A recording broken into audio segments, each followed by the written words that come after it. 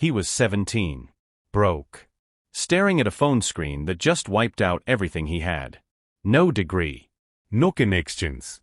No safety net.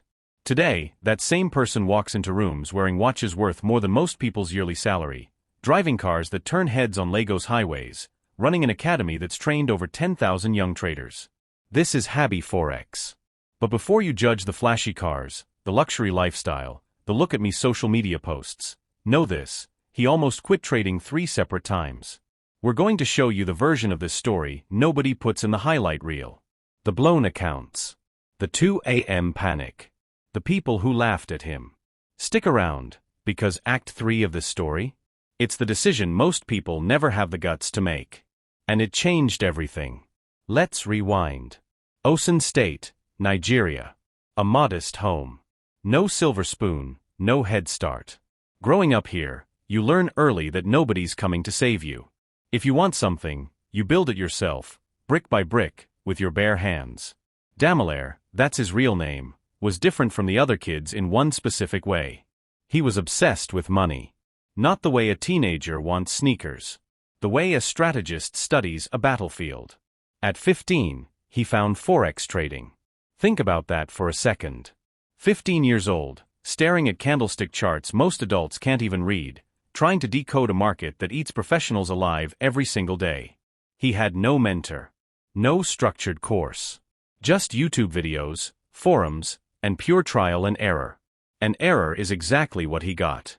Picture it, late nights, phone screen glowing in a dark room, heart pounding as a trade moves against him. Watching money he didn't have much of to begin with, evaporate in real time. He blew an account. Then another. Every new trader hears the same warning: protect your capital. He learned it the hard way, the way almost everyone does, by losing it. There's a specific kind of shame that comes with financial failure as a teenager. Family members raising eyebrows. Friends asking why he's wasting time on internet gambling. That whisper in his own head at 1 a.m., maybe you're not cut out for this. Emotional trading. Revenge trades trying to win back losses in a single reckless move. No risk management. No system. Just hope dressed up as strategy. Here's the uncomfortable truth about trading nobody tells beginners. The market doesn't care how badly you need the money. It doesn't reward passion. It rewards discipline. And discipline is the one thing a hungry, desperate 17-year-old rarely has. So what kept him going when the smart move, the safe move, was to quit? Stubbornness. Or maybe something deeper, a refusal to accept that where you start is where you have to stay. But stubbornness alone doesn't make you profitable. In fact, it almost broke him completely. Because right before everything changed, he hit his lowest point yet. Not just financially, psychologically. The kind of low where you start questioning every decision that got you there. And that's exactly when something shifted. Here's the twist most people miss when they study successful traders. The turning point is almost never a secret strategy. It's a mindset collapse and rebuild. Habby stopped asking, "How do I make money fast?" That question had already cost him everything twice. He started asking a completely different question: how do I survive long enough to get good? That single reframe changed his entire approach. Instead of chasing every green candle, he got conservative. He started treating his account like something fragile, because it was. Position sizing. Stop losses. Never risking more than a small slice of his capital on a single trade. He shifted from indicator chasing to something more fundamental, reading raw price action.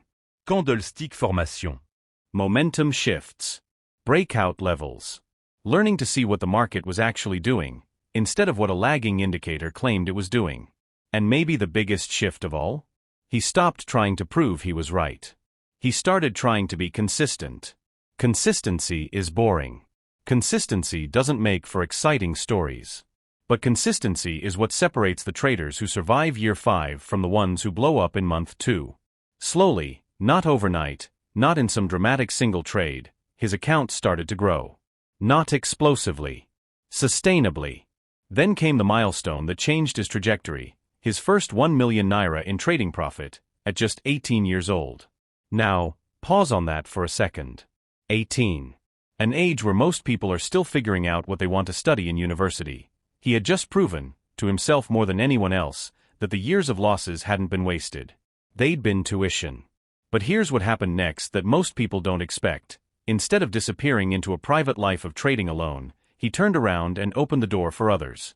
He founded the Habby Forex Trading Academy, turning years of hard-earned scar tissue into a curriculum. Physical trading floors opened across Lagos and beyond. Thousands of young Nigerians, hungry the same way he once was, started walking through those doors looking for the shortcut he never had. His online following grew into the hundreds of thousands. Instagram, YouTube, X, a platform built not out of vanity, but out of the same instinct that got him through those early losses.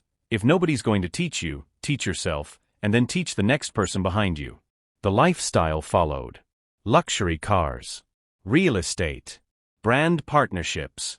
Recognition as one of Nigeria's most talked about young trading figures. And look, success this visible invites scrutiny. Public figures in the Forex space face constant skepticism, and Habby's been no exception, with critics questioning everything from trading claims to business practices. That's the price of visibility in an industry built on trust. But here's the part that actually matters for you, watching this right now. None of that lifestyle came before the losses. It came after them.